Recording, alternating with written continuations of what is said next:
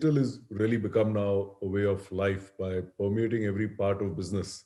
Whether you think of customer access and service, you think of now how employees will work.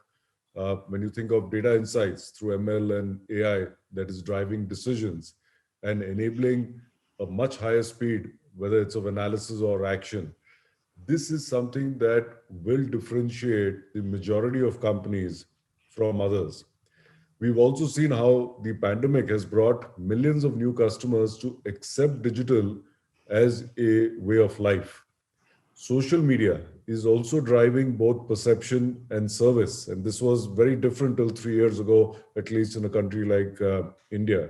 We are seeing the use of cloud enabled business services, which are bringing nimbleness and scalability.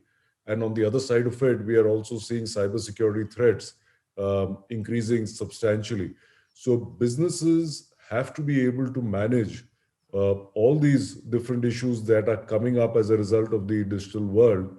And people that will come out as winners over here are those that will drive change continuously, that will keep innovating for differentiation, and those that will have a higher level of empowerment in their teams to help in speed of both decision making and action. Sanjeev, one question: how do you see the there's obviously was the loan moratorium, which is still on in some ways. There have been job losses in India. There have been salary cuts, as we all know. How do you see the general economic situation? Is the worst behind us, or do you think the pain will still be prolonged? We seem to have moved from extreme pessimism in April, May to perhaps extreme optimism right now. But how do you see this scenario? I think that's a fair question, Bodhi. See, the first thing that happened was the significant amount of liquidity that got infused in the system. It helped keep both people and businesses afloat, and this has led to good recovery in most sectors. We know, of course, a few sectors got hurt a lot more than others and are still hurting.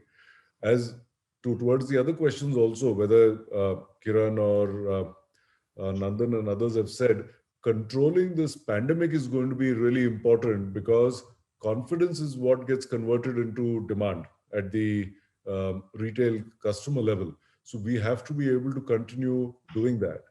It's also important if you see the difference between the private sector lenders and the public sector lenders over the last year. Most private sector lenders have gone and raised more capital. They've provided for what they think are potential additional losses.